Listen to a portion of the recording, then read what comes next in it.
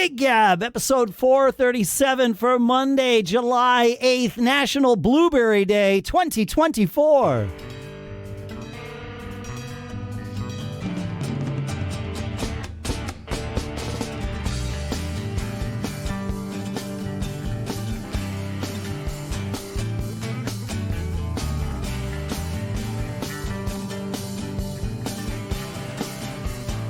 Greetings, folks, and welcome to Gig Gab, or welcome back to Gig Gab, the show by, for, and about working musicians. As usual, here in Durham, New Hampshire, I'm Dave Hamilton, and today my guest co-host is someone who has a role in our industry, and I've been really wanting to have this conversation for probably several years now, and I'm so glad to be making it happen. I never asked this person how to pronounce their name, so I'm going to try my hand at butchering it. And then Lara Supan, thank you so much for joining us. Please tell me if I butchered your name. You got it perfectly. It's that open A vowel, so a lot of musicians get it right on. Yeah. Ah, there you go. Yeah, fair. Okay. So Lara is with Midwood Entertainment, an agency that does all kinds of things, but your primary job there is as a booking agent for what I'm going to call as sort of the first tier of where a band would be using a booking agent. Is that fair to say? Sure. I do have a spectrum of artists, so there are a few that are higher than that developing, but yeah, I do have a number of developing artists on the roster. Yep. Got it. Love it. Developing artists. That's the term. Now I've learned a new term. This is amazing. Great. But that makes sense. That's, I think, a place where a lot of our listeners are. Certainly we have some listeners who have won Grammys and done all those things, and that's awesome. They already know the answer to all the stuff that we're going to talk about here today, or at least they figured out one version of that answer to get themselves to that point.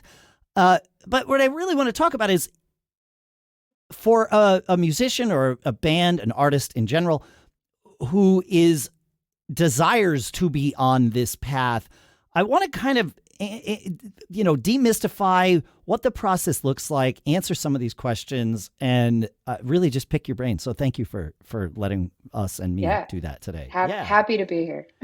So I guess a good place to start is, what does a booking agent do for a band? And feel free to include sort of, but also we don't do this for you, because I think that those two things go hand in hand here. So yeah. Yeah, no, it's huge. I think this is one of the questions that should be asked by every single working musician. And unfortunately, there's a giant misconception about what booking agents are good for, is what I'll say, even past what we do. I say this because I started out and still am a musician myself. So I have a great trajectory, because I went from one side of the looking glass to the other. And I started out with the wrong perception of what an agent does. So it is, yeah, it's great. When we started out, I had a band called South Rail. We did Americana music in Washington, D.C. And I thought booking agents, once you had one, you got to play festivals, you got to play series, you got better money, people came out to your shows. We pitched a bunch of agencies. We even had an agent come out and see us in Nashville. And we had, I think about 15 people at the show. And, and lo and behold, they weren't interested in booking us, because really, when you get into what a booking agent is good at, what we're good for, and what we provide our artists, a lot of it is organizational work. So the way that I describe my job is, I am really good at Google Maps. I know routings. I am an encyclopedia of a certain level of venue. So I could, I'm really good at party tricks. Like if you mentioned a city and then asked me to list like 200 or 300 to 500 capacity venues in that city that are good for the genre that I book, I could tell you it across the US and Canada. So Rochester, New York. You want to tell me? Sure. There's a place called Honest Folk that Cat Wright played recently. And then there's Abilene Bar and Grill. That one is a 50 capacity space, but he does larger stuff. His name is Danny. Hi, Danny. And there are a couple others that we've been looking at very recently, and I'm now forgetting the name of it because we have one that they're actually looking at very soon that I can't remember. Okay. But All right. there were Yeah, two. no, There were two. I Those were was my most curious recent ones. if Milestone still existed in Rochester, New York, but I don't think it does. That name is not, it's not ringing a bell. There's like a brewery. There was some kind of, oh shoot, what is it called? Yeah, there's like a brewery or something that I'm recently talking to. Got it. I have a couple Got it. offers. Yeah. Yeah, Anyway, I Catbright I is just somebody picked that a I city out represent. of I picked a Yeah. city out of random that I had toured through at one point in my distant past. So there you go. But like That's a hard that's one too, because it's a smaller spot, but it it's a is only smaller an hour and a market. half from where I live, so that's Oh, good. there The you go. All Strong right. Museum is there for children. I have That a is 6 and a true. 3-year-old. I know them. Ah, I know that place very well. there you go. So I anyway, didn't like realize where you lived, so I didn't realize that I picked perhaps a softball, but that's okay. Off we go. Yes. yeah. So yeah, what booking agents do, it has we the thing that we don't do the most is bring people out to a show. We are very good. We establish relationships with people. That's true. But we are very good, like I said, at routing, at knowing what venues are where. And then we also have a really good sense of what's going to make a good night for everybody. We know how to negotiate, but it's all based on hard data. So, what I love, I'm a data nerd. Like, I'm a musician Okay. turned data nerd. I love spreadsheets. I know that's super weird. I love Oh, crunching no. numbers. I love S- percentages. same. Right. Yep. Yeah. So a lot of what we do is actually crunching data and trying to predict the future and trying to create a pathway, especially for the developing artists, to go through there. Um, hold on a minute. For some Okay. reason, this my yeah, we'll just go ahead and stop that. My Sonos just randomly started playing, so that's Oh, great. I love when that happens. Yes, that's great. And it was Bella's Bartok. So there you go. Put my Oh, money that's where my funny. mouth is. I listen to my own artists. That's really great. That's So right. Yeah. so we know how to negotiate. We have history that we can look at. For instance, I have a large history of I know festival budgets, right? So I know what they can likely afford. I know what they can't afford. I know what I could probably place my artist in. I also know expenses for some venues. So if I know an artist is selling a $15 ticket and sells 50 tickets somewhere, I'm not going to put them in a venue with a large expense list because nobody's going to make any money, right? So Right. so there are these tiny considerations that booking agents are very good at that take the already created demand and use it to the best of the artist's ability to step them up, to make a good trajectory for them. Carsey Blanton is a great example of this. She's one of my higher grossing artists that I work with right now. I started working with her in early 2020. We were grossing under $100,000 a year. We were playing venues that might have been like 200 capacity spaces. Working through the pandemic with her, we've been able to grow. And of course, this has a lot to do with things that booking agents have nothing to do with, which is content, releases, going viral on TikTok. All of those things we have nothing to do with, clearly. But her demand has increased. And then on my side, we've been working her up. The ticket prices have increased. We've been finding new rooms for her as she breaks through that 200 capacity sellout limit, and we go to the 300 to 500 capacity spaces. And then we work and we strategize together about what markets we want to hit, where we can make the most money, where the fans are, and we go from there. We have a lot of strategy conversations. Yeah, so what an agent doesn't do is grow a fan base. We can do nothing to help it. We really, because we're hard data people. Right. So promotion, yeah, I mean promotion, like we don't do any of it. Once the show is booked and contracted, I forget that it exists until we collect finals. Got it.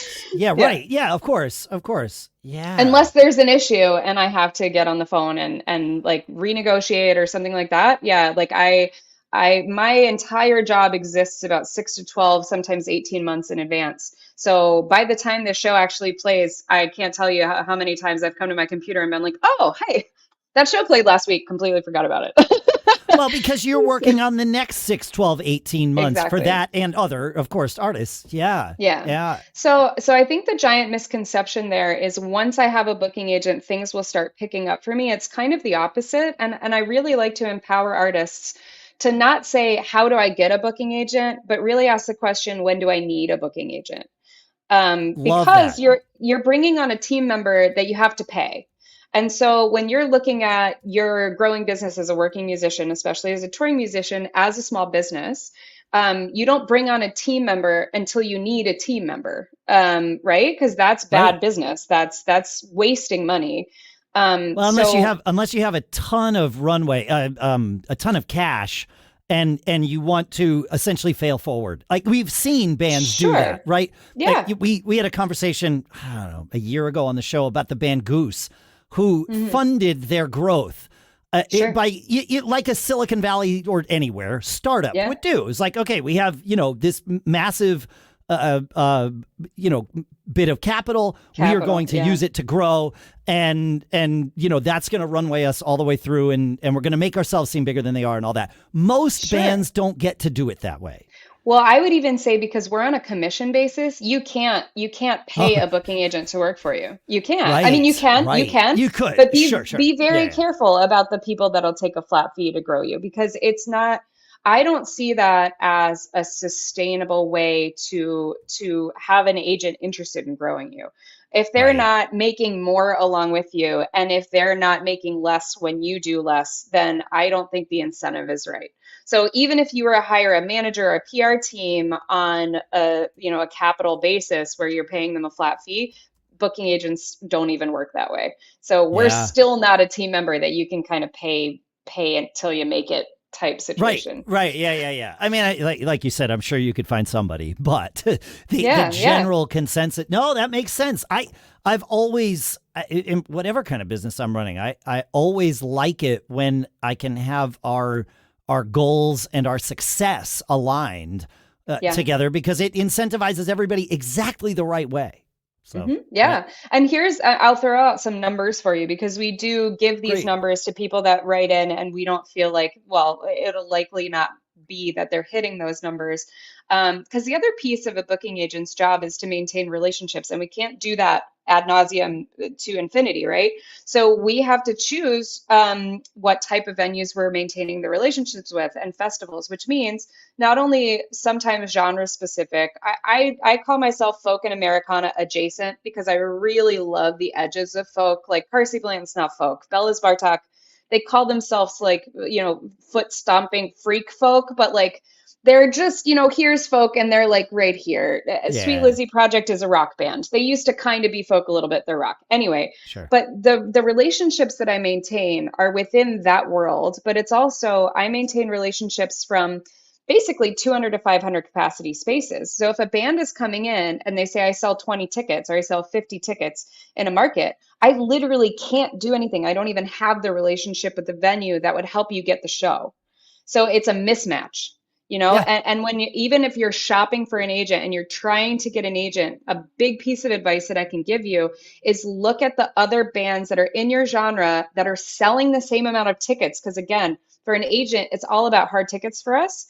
If you're selling 50 to 100 tickets in a market, look at the other bands in your genre, then look at who their agent is, and you'll have a good idea of who might actually be helpful to you. Because otherwise, if you're shooting in the dark, even if somebody loves the music, they might not be the right fit. So when I was saying the numbers that we normally give out are a minimum of $100,000 in tour revenue a year, just in tour revenue. This is not merch sales. It's not anything else. It's just what you're getting from the venues. So $100,000 annually. And then if you're looking at your home market, you're hopefully selling between 300 and 500 tickets in your home market. And then you're selling at least 100 tickets in 5 other markets. Now, we changed that a little bit in Canada because the provinces are so far apart that markets mean a bit of a different thing. But here in sure. the States, make sure that the markets are an hour and a half to 2 hours apart because if you've talked about radius clauses before, a lot of Yep. the spaces, especially in the Northeast, if we're talking New Hampshire and everything, they have everybody's so close together that the radius clauses are huge issues when you're talking about touring and routing and making a living in the Northeast. So your market should be at least 90 miles apart because a lot of times your radius clauses will be excluding anything within that 90-mile radius. So when you're looking at when a booking agent is going to be useful for you, those are some pretty good parameters as like a minimum. Then before then, a lot of the venues that you're booking don't even want to hear from booking agents. House concerts don't like dealing with booking agents. I'm a nice one. There are a lot of not nice ones out there. I can tell you a lot of agents make us look bad. But I can understand why a lot of these smaller places where the owner themselves are booking the show and then also running the sound and also running the bar and also paying you out at night doesn't want to deal with somebody that's sending you a 5-page contract and making you look through a rider, right? And it's just, Fair. it's reality. So not only are we not useful, a lot of times we can actually hurt your chances of playing a show if it's not the right venue for us to be reaching out to. Oh, right. Yes, I totally get that. Yeah, it totally makes sense. A lot. Yep. The venues that want to have a relationship directly with the artist don't want a middle person in They there do not. getting in the They way. do not. Yes. Yes. No, I totally get that. I have a business where we represent a bunch of podcasts for their advertising. And there are some sponsors that the whole reason they want to advertise is to have the relationship with the host of their favorite podcast. And Yeah. and they, when we step in and offer to help, we kill the deal sometimes. And so, Hmm. yeah. Yep. No, Yep. I get that. Yeah. So, Interesting. yeah, to me, kind of demystifying that idea of like putting booking agents up on a pedestal, I'm really actively working to try to change that because we really don't, we're not tastemakers. I mean, I will say when we have relationships with festival buyers, booking agents can get a festival buyer to listen because it's a litmus test. If we're sending them a link, they know us, they know me, they know that I have good taste. They're gonna at least listen to the band. But that's as far as I go, really. If they say no, that's the end of that. I can't convince them otherwise.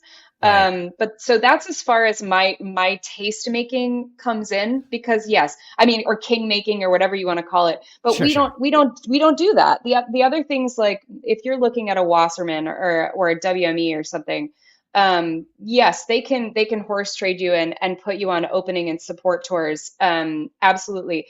Does that actually help you make it? That is in question, right? That's a controversial subject. I'm happy to go into it if we want, but that's especially with boutique agencies, they can't. That's not something that they're able to provide at all. Got it. All right. Maybe we will get into that, but I feel like there are a couple of important things to get into first that Yeah. are actually relevant before maybe we get into some of the more salty stuff. Yeah. I guess well, you mentioned the booking agent being a team member. It is, a part of your business. You are in the music business. If you don't want to be in the music business, you're never going to have a booking agent, and that's okay. Would you say, in general, where does a booking agent fall in terms of order of hiring? And I understand that hiring is, we'll just use that term, even though it might not be accurate. But you've got your band, however many band members you have, that's your core group. Is a booking agent the first person that a band would hire when they get to that point? Or would a manager be the first in line? Like what should people be looking for if they haven't yet hired anyone? Sure. Yeah, that's a great question and one that I get often as well. And the answer is really that there's no one answer. Just like any Okay. small business, there's no one size fits all. So what I would suggest is the person that is currently in charge of the band, or if you have multiple people in the band, you take stock of the strengths and weaknesses of the personnel, quote unquote, that you already have in the band, and you hire to your weaknesses. So if it's, I mean, and expanding the idea of team is really important, especially when you're getting yourselves off the ground, because there are some people that have an organizational weakness that if they hired an assistant, not even a manager or an agent, if they hired an assistant to keep their calendar at $15 an hour for 5 hours a week, that's all they'd need. And then they could do the rest in house and they wouldn't be wasting a ton of money. So it really is the biggest suggestion that I would have on that one is take a look at what people are good at. And then the first person that you hire is whatever the giant hole is in that Really business. smart. Really smart. We always say, I have another, this isn't going to be a surprise based on what I've already told you about me.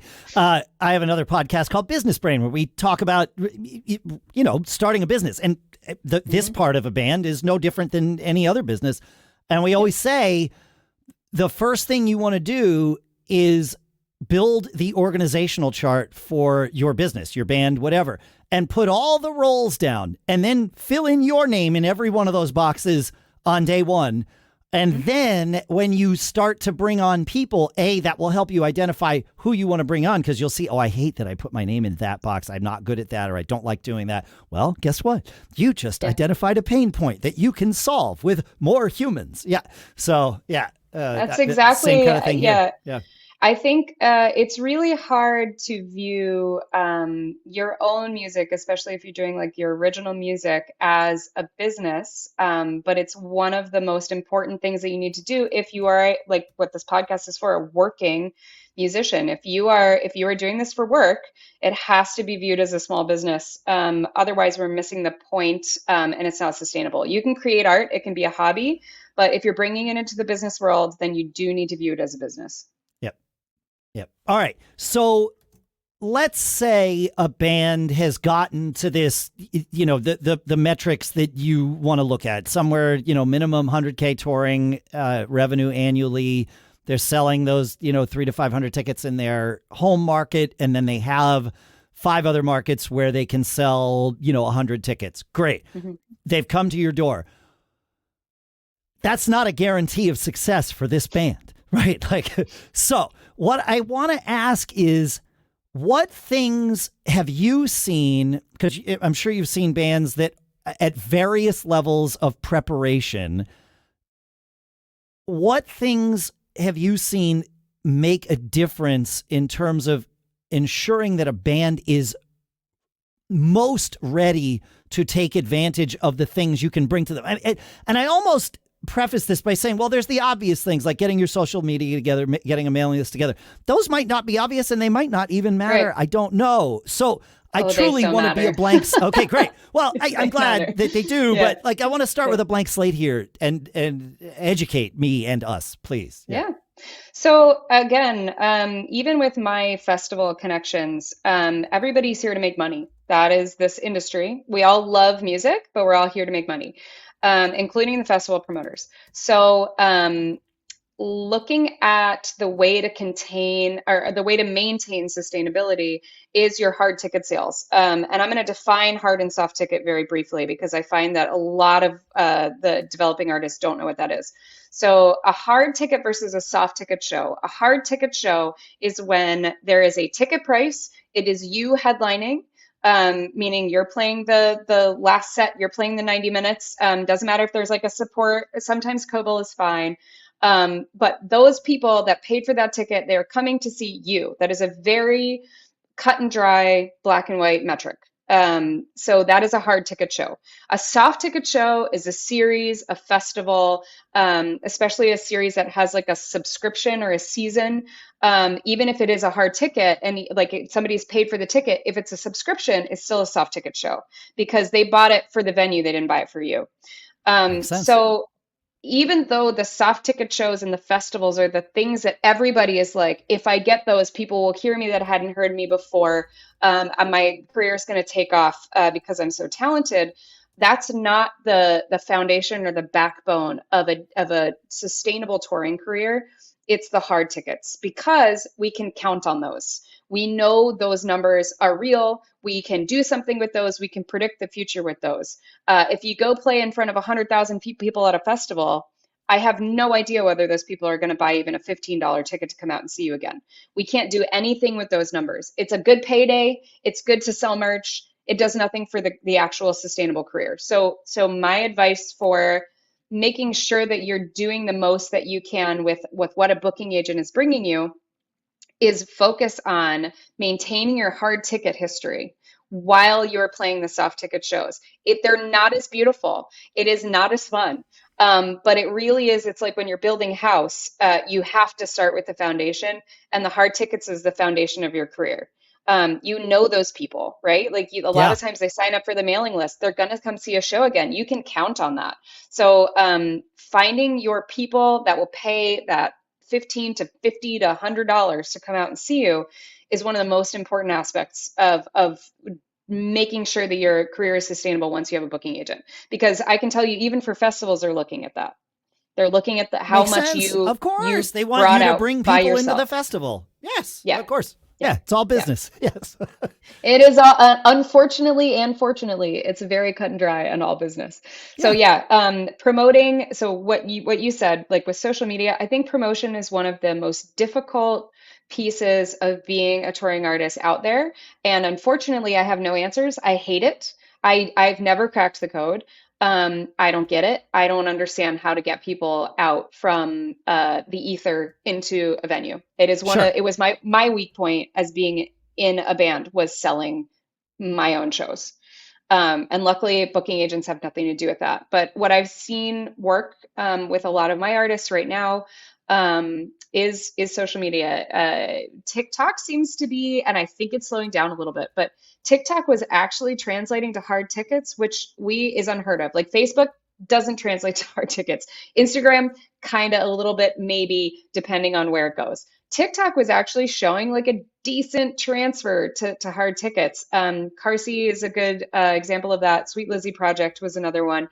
They went viral on TikTok. Alexi campaign went viral on TikTok a couple times, and we were working to try to translate that properly into hard tickets. So, but even being there, there's no other way. Mailing list is great, but trying to find all of the different ways that you can break through the noise and the static of people knowing that you're playing, that's one of the craziest things. I can't tell you how many times I have an artist that played a show in a market the week previous, and then I see on Facebook that some fan was like, "You really need to come to blah, blah, blah." And you're like, she was literally just there, like just there. And they Yep. had no idea, even though they've liked them on Facebook or they followed them on TikTok, it didn't get through the noise, it didn't get through the algorithm. They had no idea that that artist was even playing, and they would have gone to see the show if they knew. Yep. So, with the changing algorithms and the way that social media kind of has a stronghold is trying to capitalize on these artists trying to sell their tickets, it's constantly changing. The landscape is like quicksand right now. So, it's very difficult, but it's necessary because you still have to figure out how to tell your fans to come. Yes. Yeah. Right. Okay. So you want to maintain your social presence as sort of that, baseline thing. You want to have a mailing list that helps fuel future success. And candidly, at least in my opinion, it's the only way to know who your fans are, right? If they follow you on Facebook, like you don't really, I guess you sort of get to know who they are, but you don't get to keep that list. Like, you know, yeah. And I will say, like, I know Spotify is extremely controversial. I am not speaking pro Spotify or anti Spotify. What I can say is they give good data because we get active listeners, super listeners, locations of those listeners. So even though we don't have the actual names, we do know where the pockets of active listening are, which does identify whether or not we're going to sell a ton of tickets, no tickets, or somewhere in between. We still don't know exactly how many, but I can tell which cities are hotspot, like actively listening, Yeah. and that's different. A lot of times, if you end up on a playlist, they used to skew the numbers greatly, but now they have like these periphery listeners once monthly, but then they track super users. So they track people who are actually searching for a certain Oh. artist and playing that specifically outside of a playlist. So it's better data. That's better than like what you get from Apple, which is very just here's the area where people listen to you, but you don't get that super listener distinction there. So Yeah. I think Spotify realizes that they have some really important data, and they are probably spending a lot of money to figure out how to refine so that this data is necessary for artists. But what I can say is they have refined it quite a bit, and it does seem to be pretty accurate. Yeah. So No, again, not speaking for or against, but no, I'll speak for and against. Here in the podcast business in general, Spotify is they are the data hogs. They buy up companies that have our data so that they can have more of the data Yep. and aggregate it all together. And it's super creepy. My words, not yours. It's super creepy, but there is value in that data, and they know it. Yeah. I the one thing I will say, and this is, I don't know this about Spotify, but having been in the, watching internet companies and been running internet companies for 30 years now, I can say that companies like Spotify generally are trustworthy with data they have about you insofar as they won't give it to anyone else because they want to use it for themselves. Now, that may still make you feel uncomfortable, but I don't think they're just going to give it away. I mean, like, a lot of people are seeing Spotify as extremely exploitative. And it's, I mean, like, the artists get paid nothing. They make so much money off of these streamings. So what I'm seeing is when we look at it, like, you're not getting hard cash for your plays, but you are getting data, then you can really understand whether Spotify is for you or not, Right. Yeah, that's fair. Yeah, that's great. Yeah. Yep. Okay. This has been fantastic. I'm like processing and reeling and all of that. Once a band has a booking agent, let's say, actually before, before we go into that, I want to ask home market saturation. You talked about that I need, my band needs to be selling 300 to 500 tickets in my home market. I know what that is. It means 90 minutes, ish, whatever. My question is, how frequently do I need to be selling 300 to 500 tickets in my home market? Because is that every weekend or every year or somewhere in between? That's a great question. We look at it annually. So if you're playing one hometown show, that's 300 to 500 tickets. That's great. I think saturation is a really great topic to talk about with working musicians as well. I have a great use case for you. Pat Byrne is a wonderful Irish born and raised artist that is now based in Austin, singer-songwriter, some of the best songwriting out there. Go listen to him.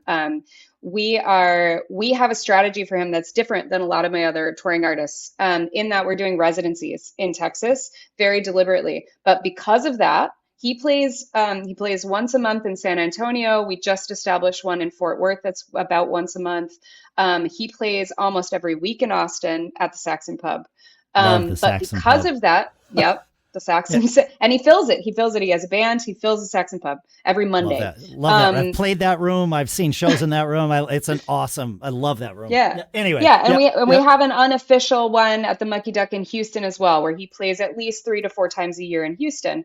But because of this, we know he cannot sell one show that has 300 people at it. We have talked about it. We have strategized in this way.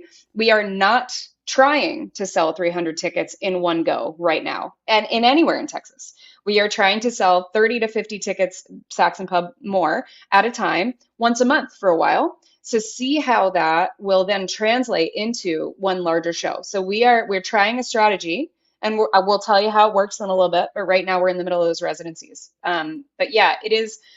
If you are trying to do the generic cookie cutter touring artist lifestyle, you would play your home market once a year. That's it. Okay. Fascinating. But that's it makes one perfect way. Sense, right? Yeah.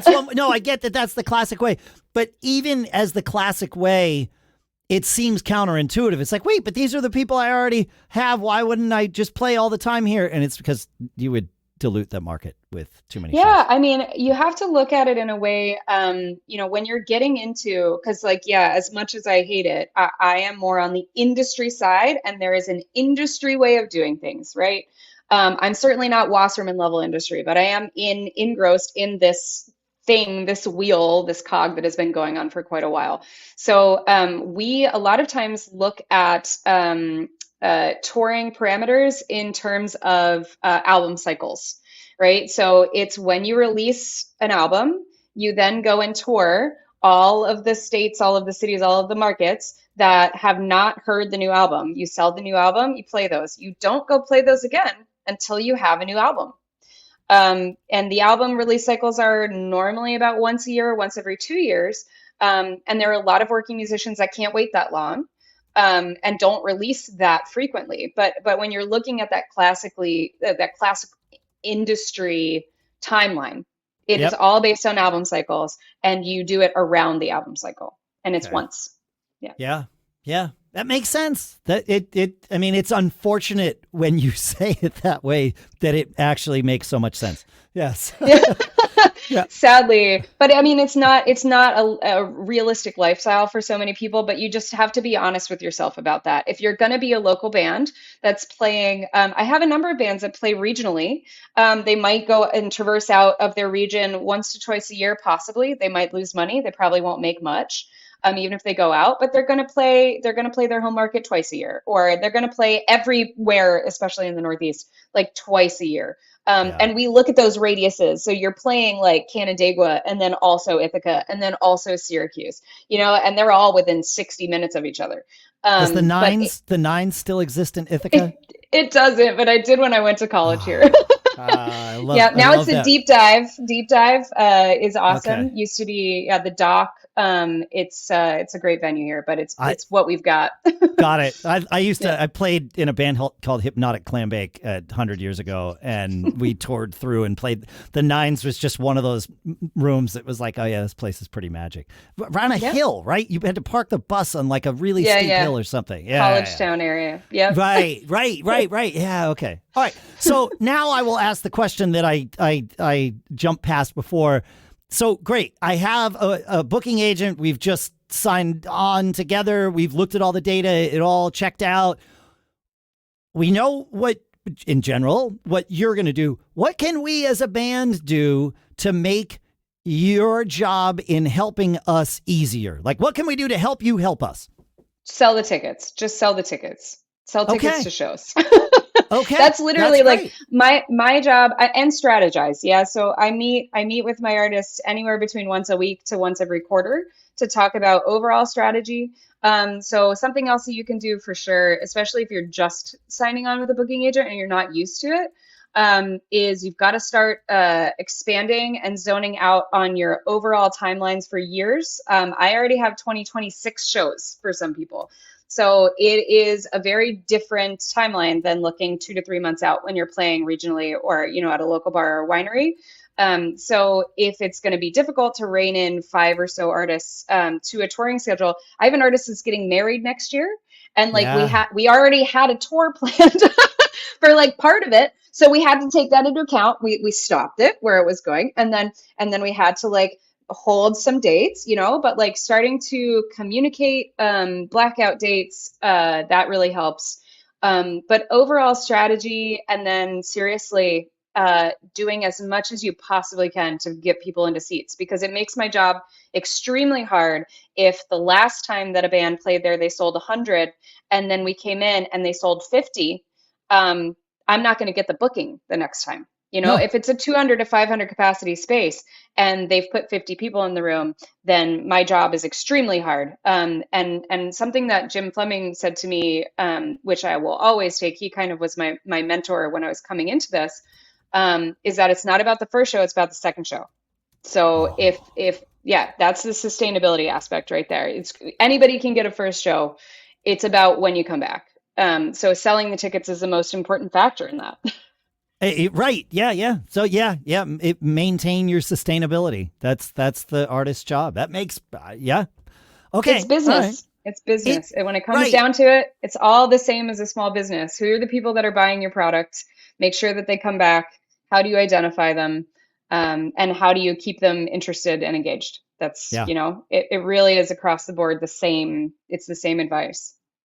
It makes sense. All right. So you alluded to this before, so now I do want to ask, because having that opening slot at a festival or anywhere that exposes you to a crowd that is not yours, it seems glamorous. It also seems like it would be good for business because you're getting the opportunity to showcase yourself for potential new fans.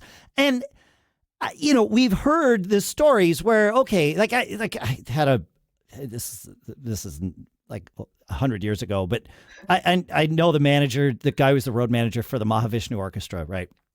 And they would play opening slots at arenas for anybody they could. One night it'd be the Eagles, the next night it would be the Eagles in Florida, and the next night it would be Aerosmith in Seattle. Like they were flying all over the place, just play, blow away 1,000 people of that 15,000 person room. And then they came back and booked a tour of theaters and sold them all out, right? So like we hear the stories like that one that say this can work. And that was a fail forward kind of thing because they probably lost money on, I mean, certainly flying that band and Billy Cobham's 32-piece drum kit all over the country was not sustainable financially, but it did allow them to kind of jump into a market that might have otherwise taken them a while. What is the reality of that for most bands, though, playing those opening slots? Yeah, this is semi-depressing, but always take it with a grain of salt. Sure. Yeah. What I will say, whenever I have a new manager come on, or whenever I have a new band come on, or new artist come on, the line that I get 90% of the time is, "Hey, you know what I want your help with? Support slots and festivals." Right? It's like, oh wow, new idea, great. So so I love it. I love. Don't say this on day one. The reality is, and I think this has changed a lot in current times versus like when the Eagles were making and breaking people, when labels were making breaking people, when people were spending money on tour support. Remember those days? That is not different. happening anymore. Yeah. Right. Yeah. People had different ways of finding new music. Yeah, we didn't have the internet. We didn't have Spotify. We didn't have algorithms that were just catered to our tastes. And now, like an AI DJ on Spotify that's telling me what I should listen to. Because of that, the support slots have really lost a lot of their value, in my opinion, in what I've seen in my job with my artists. What's going on a lot of the time is that, well, first of all, especially in the folk world, a lot of singer-songwriters are doing evening whists, which means no support. So there's not even a support possibility. And support oftentimes is a favor. There's the support artists aren't bringing in people, right? So Right. a good piece of advice that I can give you, a little tip, hot tip. Agents actually have very little to do with securing support slots. Unless again it's Wasserman and it's a horse trading situation, and like agents are getting together in the same company and saying like, hey, will you help my artist out? But it's still a favor. So a lot of times support slots come about. I've had support slots come about because of an Instagram post, because of a dare. I've had somebody get a giant support slot because they dared somebody to give it to them. But it's like, why not? Sure. Yes, got right? nothing to lose. So, yeah. And close relationships, artist to artist relationships are where these support slots come from, because it's the artist, the headlining artist saying, you know what, I really like this band. They need a leg up. Let's give them a support slot.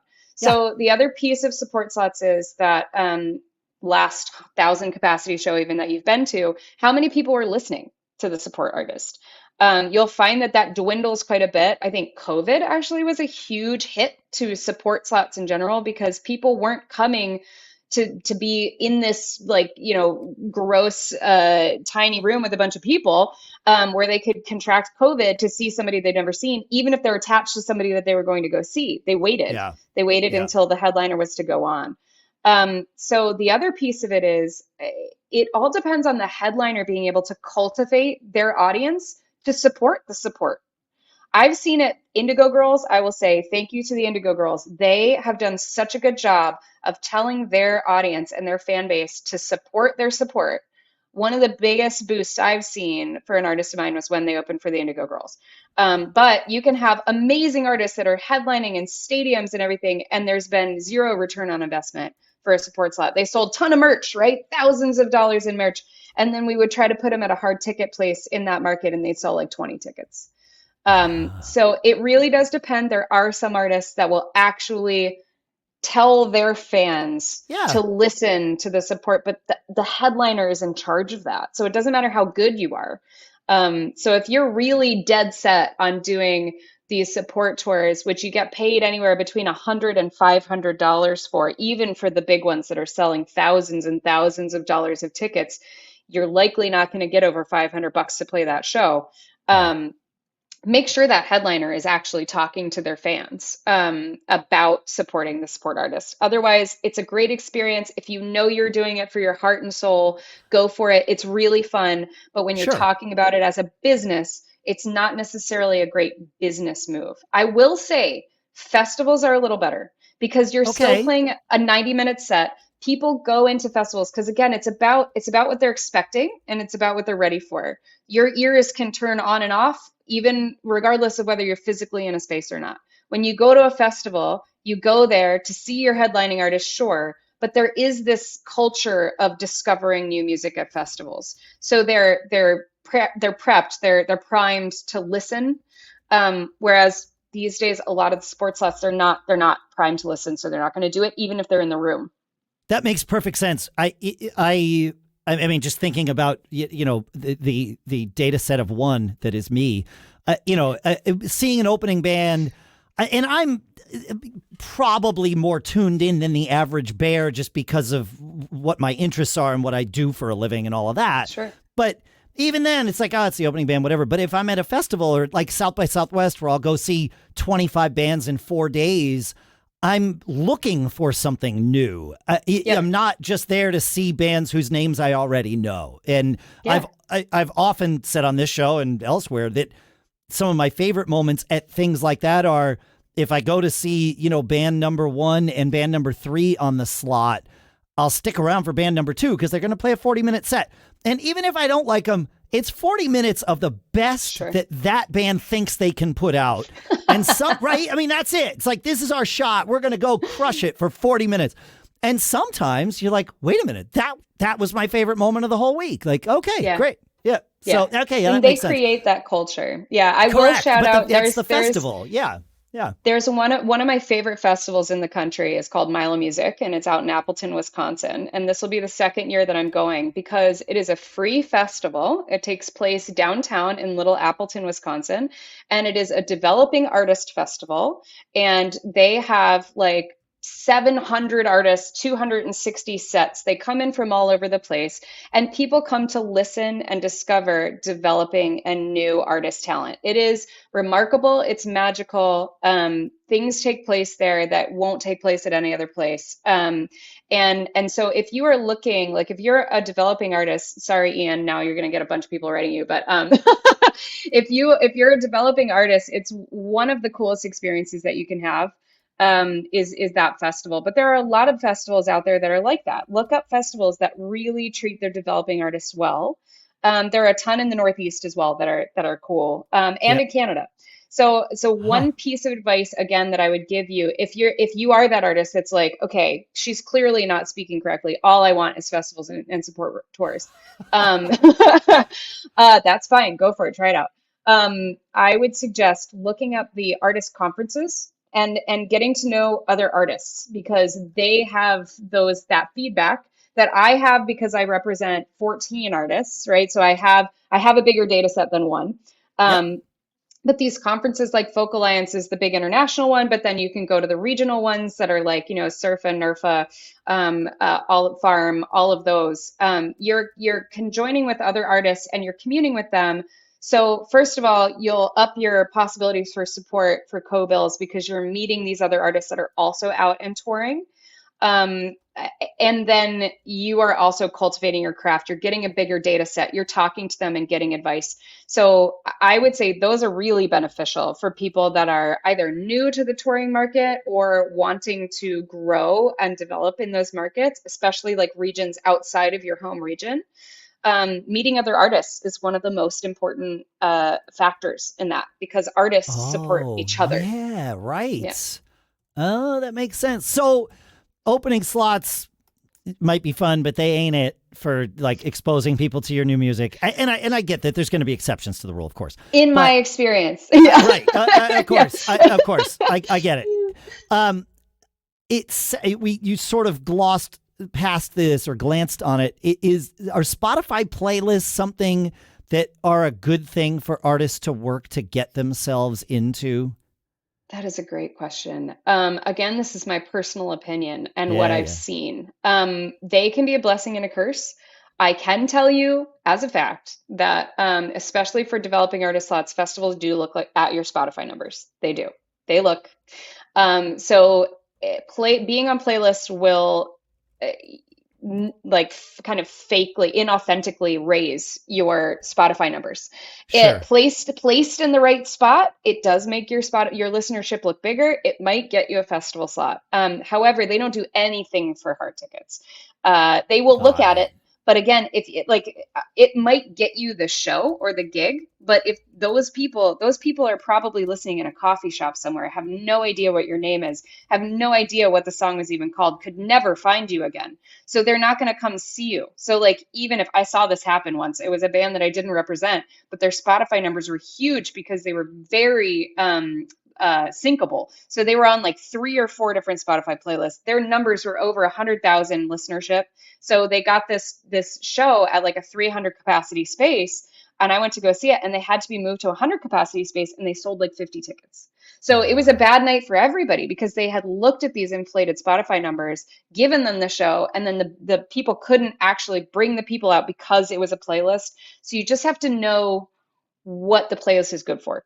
If Got it. you're, like it definitely boosts your footprint and people might be more interested, but be responsible. If you get an offer for a 600 capacity venue and you've never sold over 10 tickets in the market, don't take the show, or be honest with them and say, I've never played your market before. I don't know whether I'm going to be able to sell. Are you still interested? Because sometimes they have government funding, and they'll say, yeah, come on. I really love your Yep. sound. I don't care how much tickets you sell. Yeah, Or we've played we some of have a those shows. series. Yeah, Yeah, we have a exactly. series, and we are the ones that sell the tickets. So yeah, come on. Yeah, But come be on. honest, like Yeah. don't go into a 600 capacity space and sell 10 tickets. Nobody wants it. Nobody wants it. No, it sucks when there's more in the band and the crew than there is in the house. Yeah, for Right. sure. And that happens a lot if you're not paying attention and being responsible with what you take. Yeah, that's fair. Yeah, yeah. Just be and I love the advice of just be honest with the venue about what you're going to be able to do, because at the end of the night, everybody's going They're to know gonna the know. answer to that. They're Correct. gonna know. It's hard Yeah, tickets. You can't get out of it. you can't get out Yeah. of it. Right. Yeah, Yeah. exactly. All right. Before we say goodbye, you mentioned that you still are a musician. I mean, I think once a musician, always a musician. But it Yep. sounds like you still play somewhat. What do you do? Can anybody find your stuff anywhere, or don't you want them to? Oh no, you can. You can. Okay. I'm a professional musician. Like I studied vocal jazz at Ithaca College. I sang Nice. in church choirs for many years. I teach voice and piano, taught voice and piano. I have 2 small children. I do not teach voice and piano after school right now. I'd never see them. Sure. But when I had my first child, I really lost all desire to perform. There's something about the being home for your children and going to sleep with them that just didn't gel with me anymore. So I don't perform live very often anymore. The Got last it. time I performed live, we have a parent band where we do kids music and we do covers, and we do it at like 2 in the afternoon. That's really fun. And if you're in Ithaca, you can come see that once a year. Awesome. Right. Well, you only play the Outside of market that, once a year. We've already know the right, advice. That's right. exactly. Yeah, you don't want to Um, oversaturate. but I don't play out, but I am online. If you ever wanted to go listen to check out that I actually have a decent voice, which I do. It's my first and last name. You can find me there, or South Rail, a now non-active band. The last time we played was last year at Mile Music because I said I would play one time, and we brought the band back together for that. But Got it. yeah, we're still online, but I don't think there's been anything new for like 10 years. I don't know. It's been a while. Got it. Got it. Oh, no, this has been great. Thank you so much for taking your time and sharing your expertise. This is like, I know listeners are going to have questions, but I also know I'm going to have questions. So as I process this, I'm like, wait, what I should have asked, and so I hope you're okay if I reach out to you. Oh yeah, absolutely. Is there any, if an artist is listening and says, okay, like I hit enough of these that I think I want to start a conversation with you, what's the best way for someone like that to find you? What I will say is that I'm alone by myself in my little agency division right now, and I have Got it. 14 artists, which is way more Got than I it. should have. So right now, I don't have any capacity to take anybody on unless it's like, Ben Folds. Hey, if Ben Folds wanted to come over, I'd make some room. Well, you could Um, hire an assistant then. You'd have a little extra I cash I flow. already have one. Like Okay, you honestly, can hire I two. would Yeah, be dead in the water without one. But that said, everything's changing all the time. You can sure. absolutely reach out to me. What I would ask is if you have a question about the podcast, reach out to Dave first. You can compile things. I will answer all of them. But if I get a bunch of emails all the time, I'm not going to be able to respond to all of them. Sure. But I do like honestly, especially I was mentioning before we started the podcast. I do a lot of Canadian, what are called international buyer programs, export programs. So Canada, love Canada, they support their artists in a great way, which is that they bring international buyers, industry people in to see their artists, but then they have mentorship sessions with them. So I always maintain relationships with anybody who wants to reach out and ask a question. I would say a lot of the places that you can find some of the information that I've talked about here is again those conferences. Folk Alliance is great for that. You can sign up and do one-on-one mentorship program sessions with agents and that kind of thing as well there. But yeah, I mean, you can look up Midwood Entertainment, reach out to me. That's totally fine. All the information is online. It's just Brilliant. midwoodentertainment.com. And then I will mention too, we do have an event and a venue division. Those are different people. So the venue division is basically the opposite of what I do.